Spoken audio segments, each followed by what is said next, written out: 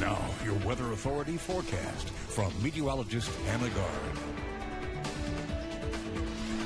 Welcome back. It is 12:30 on this Tuesday afternoon. Lots of sun out there, blue skies, but we've been seeing these upper level wispy clouds increasing as we've gone throughout the morning. But temperatures trying to climb. We were kind of stuck in the 40s through most of the morning hours because we had a cold front roll through. But now we're seeing some 50s out there. Definitely still feeling chilly, though. We still have that wind coming from the east, northeast that's feeling cold because a cold front moved through. Now moving across parts of Florida.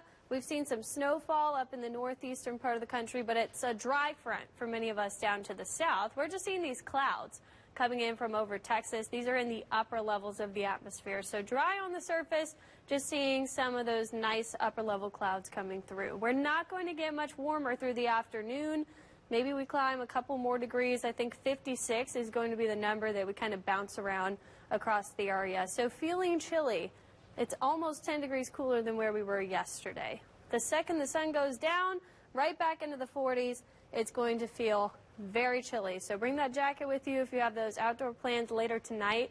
Be prepared for that colder air. Now, we've been kind of above normal through the past couple of days. Yesterday, right around where we're supposed to be for the time of year. So this is our one cooler day before we jump right back to average. So we'll be back into the mid-60s. Then by the end of the week, we start to warm up as a storm system is approaching. So we'll be sitting right below 70 degrees, which isn't warm, but it's going to be warmer than we've been, especially compared to today. We also are going to see a wet pattern coming into play. We typically warm up ahead of these storm patterns coming through, and we have that storm chance for a couple of days as we head into the holiday, as we keep those warmer temperatures. Now, the reason we're going to see those storms, we have this big swirl off of the coast of California. It's going to slowly drop to the south, and then we'll start to see it make an eastward turn. But before that, you notice we start to see some of this U shape here in these black lines. That's what we call a short wave, or an area of low pressure in the upper levels that's going to come by briefly Friday into Saturday. I think that could cause some rainfall.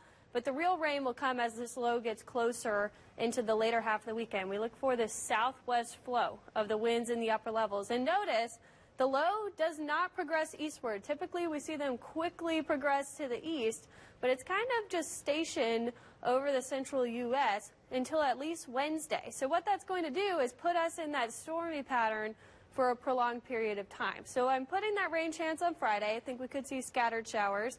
The coverage increases Saturday.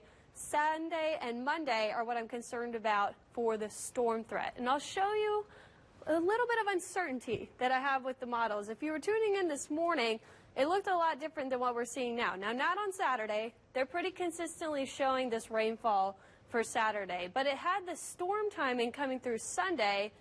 Now it has it on Christmas morning. So it's just too far out right now to tell exactly the timing on this.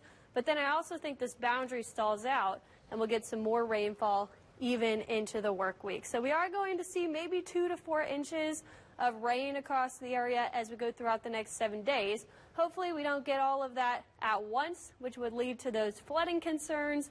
But anytime we have a stalled out boundary like that, we have to watch for the potential for flooding because we just don't have that movement that we need in the upper levels to kind of push the storm system through. So once we get to the later half of the weekend, which unfortunately, Liz, falls right on the holiday, Sunday, Christmas Eve, and Monday, we need to keep a close eye on it. Right now, I'm not certain enough to tell you which day the storms are going to come through, but I can tell you that pattern is going to stay at least through midweek.